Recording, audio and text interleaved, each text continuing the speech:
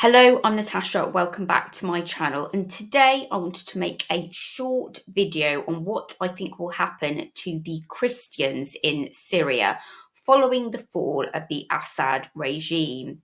Christianity in Syria dates back to the 1st century AD. Christians in Syria therefore represent one of the oldest Christian communities in the world. I think it is important to note that Christians in Syria have already suffered massively during the Syrian civil war at the hands of ISIS. ISIS have now taken control of Syria following the overthrow of President Bashar al-Assad. The Syrian civil war started in around 2011. During this time, the Syrian Christian community has faced numerous challenges, including ongoing and severe persecution and displacement. Christians in Syria numbered around 1.5 million in 2011, and this number dropped to 300,000 in 2022. Their churches have been converted into military headquarters and their property confiscated.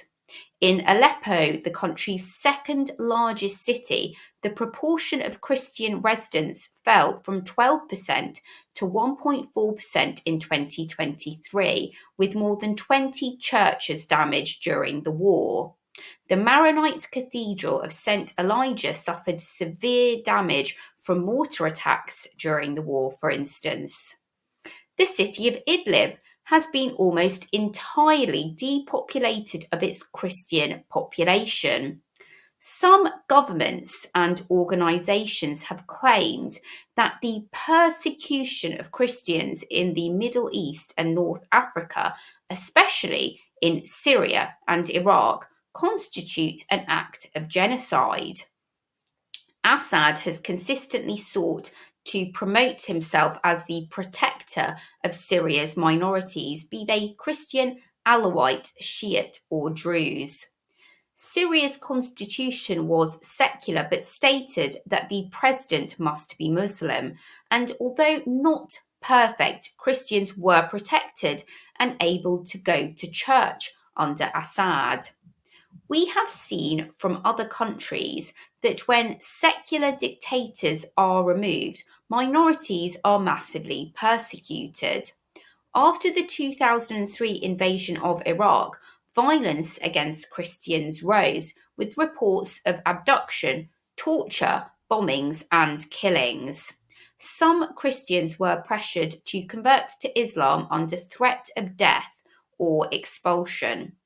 In 1990, there were over 1 million Christians in Iraq. Today, the number of Christians is estimated to be 250,000 at most.